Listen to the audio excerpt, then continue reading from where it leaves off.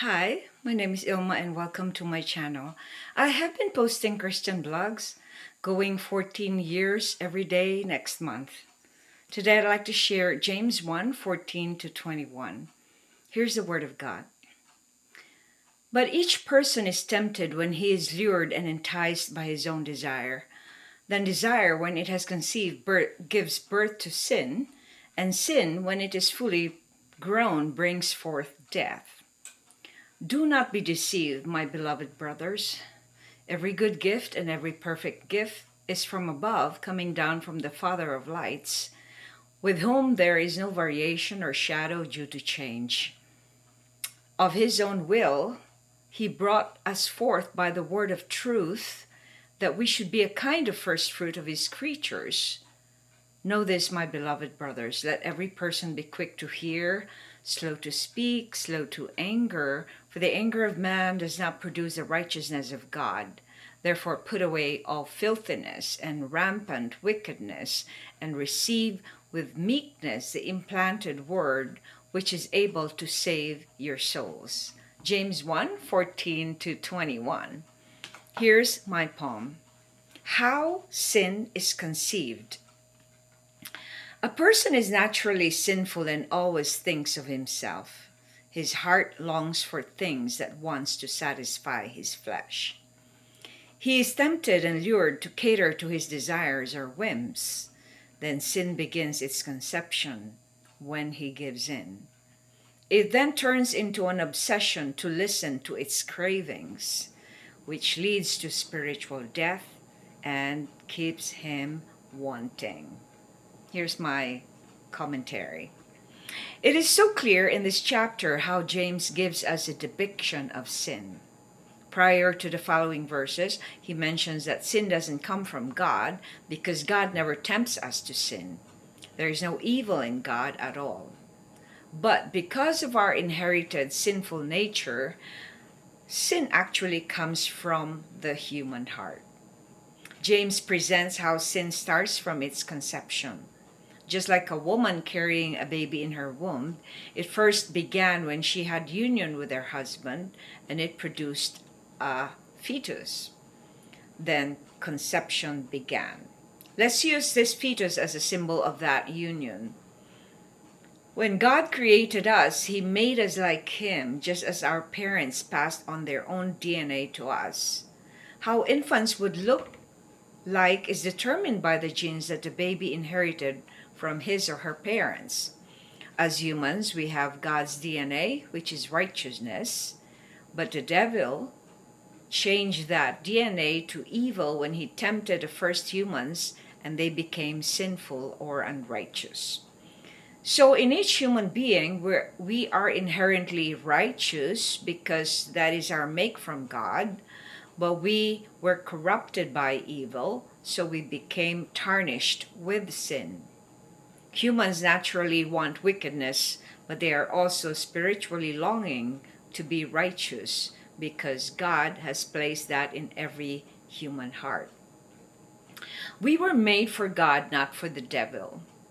Without Christ, we will likely be more like the devil. When a child has more inherited looks or traits from one parent, those characteristics become predominant in him or her.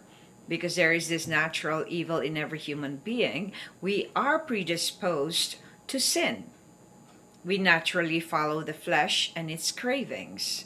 James explains to us that because of such tendency to sin, we will prefer to do it rather than go against it.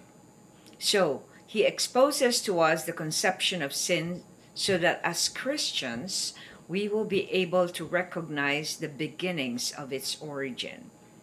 When we are aware of our sinfulness, we can nip it in the bud when we are enticed to give in. Otherwise, we will fail to resist it and it will lead to spiritual death. Reflection. How can we nip sin in the bud before it destroys us? Well, James has the answer exactly in these following verses. He says, that every good gift and every perfect gift, that's verse 17, comes from above, coming down from the Father of lights, with whom there is no variation or shadow to change. Meaning, we need to acknowledge that everything that we have is not ours, it's from God. So, just the acknowledgement of that is humility in itself. So, when there is humility, there will be no progression to sin.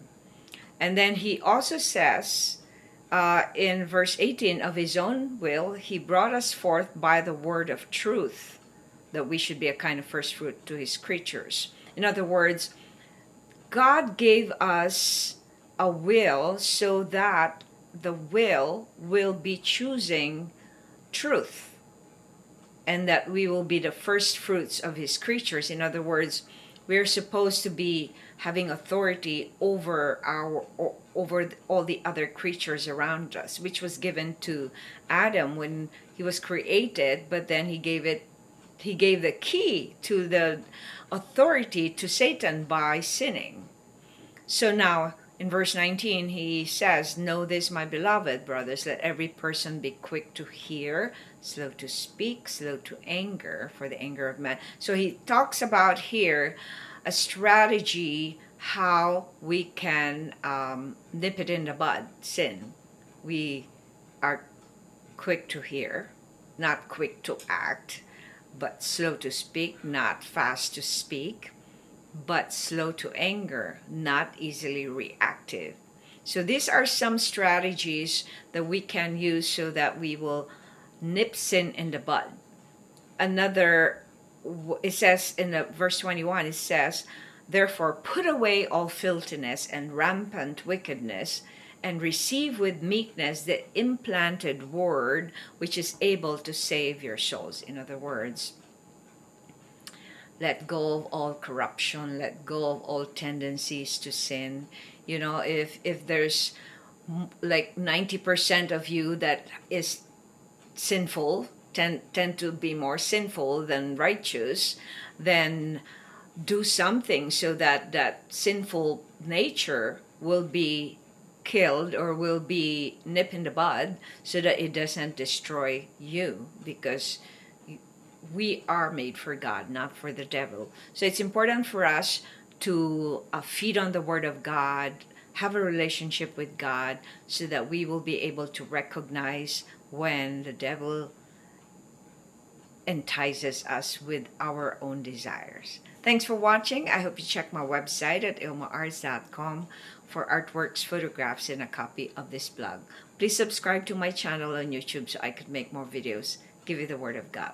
And if you haven't already, check over 4,000 videos I've done over the years I've been doing this daily. Just type on YouTube or Google search ILMA'S Poem Devotional. Have a wonderful day.